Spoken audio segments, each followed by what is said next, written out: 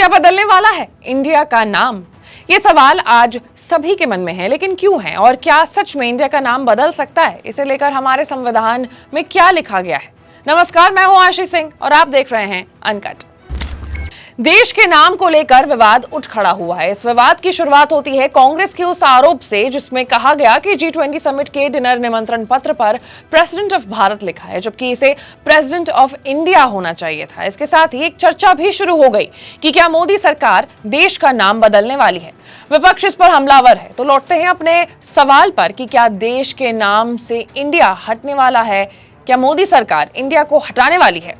तो केंद्र सरकार ने 18 से 22 सितंबर तक के लिए संसद का एक विशेष सत्र बुलाया है। समाचार एजेंसी पीटीआई के सूत्रों के हवाले से कहा गया है कि संसद के विशेष सत्र में सरकार इंडिया शब्द हटाने के प्रस्ताव से संबंधित विधेयक पेश कर सकती है। इस बीच काफी सारे नेताओं की बयानबाजी भी सामने आ रही है। बयानबाजियों के उलट आइए जानते हैं कि देश के संविधान में इनके नाम को लेकर क्या कहा गया है।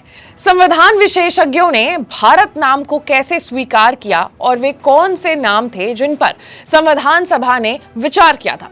देश के संविधान के अनुच्छेद 1 में ही देश के नाम का जिक्र है। इसमें कहा गया है कि इंडिया, जो कि भारत है, राज्यों का एक संघ होना चाहिए, यानी India that is Bharat shall be a union of states. संविधान में ये एक लौता प्रावधान है जिसमें बताया गया है कि देश को आधिकारिक तौर पर क्या बुलाया जाएगा। इसी के आधार पर हिंदी में देश को भारत गणराज्य और अंग्रेजी में रिपब्लिक ऑफ इंडिया लिखा जाता है। उसके बाद 18 सितंबर 1949 को संविधान सभा की बैठक के दौरान नए बने राष्ट्र के नामकरण पर सभा के सदस्यों ने चर्चा भी की थी।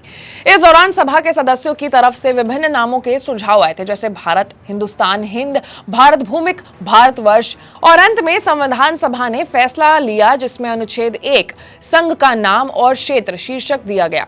अनुच्छेद 1.1 में लिखा गया है कि इंडिया, जो कि भारत है, राज्यों का संघ है। अनुच्छेद 1.2 में कहा गया है कि राज्य और उनके क्षेत्र पहली अनुसूची में स्पेसिफाइड अनुसार होंगे। संविधान सभा के कुछ सदस्यों ने वर्तमान नाम में शामिल विराम चिन्हों पर आपत्ति जताई थी। एचवी कामत ने संविधान सभा के नाम को लेकर एक संशोधन पेश करते हुए कहा था कि अनुच्छेद 1.1 में पढ़ा जाना चाहिए कि भारत या अंग्रेजी भाषा में इंडिया राज्यों का एक संघ होगा। इसके साथ ही नाम को लेकर कुछ अन्य आपत्तियां भी थी, लेकिन 26 नवंबर 1949 को संविधान के साथ ही अनुच्छेद 1.1 अपने मूल रूप में पारित हो गया।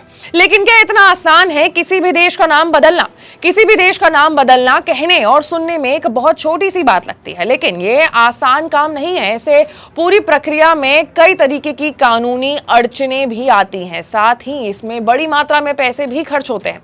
इसके साथ ही पुराना नाम लोगों के जहन में रहता है, इसलिए नए नाम से बोलने और उससे पूरी प्रक्रिया से गुजरने में शुरुआती दौर में भारी चुनौतियों का सामना करना पड़ता है। हालांकि इससे पहले भी कई और देशों के नाम बदले गए हैं, और अगर केंद्र सरकार इंडिया की जगह केवल भारत को आधिकारिक नाम बनाने का निर्णय लेती है तो उन्हें संविधान में अनुच्छेद 1 में संशोधन करने के लिए एक विधेयक पेश करना होगा। इसके लिए कानून संविधान के अनुच्छेद 368 को साधारण बहुमत संशोधन या विशेष बहुमत संशोधन के माध्यम से संशोधित करने की अनुमति देता है। संविधान की कुछ अनुच्छेद, जैसे किसी नए राज्य का प्रवेश या राज्यसभा में राज्यों और केंद्र शासित प्रदेशों के लिए सीटों का आवंटन, उपस्थित सदस्यों की कुल संख्या के साधारण बहुमत द्वारा बदला जा सकता है। संविधान के अन्य बदलाव के लिए, जिसमें अनुच्छेद 1 में कोई भी बदलाव शामिल है, उस सदन में उपस्थित और मतदान करने वाले कम से कम 2/3 सदस्यों के विशेष बहुमत की आवश्यकता होगी। तो अब देखने वाली बात यह होगी कि आगे बुलाए गए जो सत्र है उसमें क्या विधेयक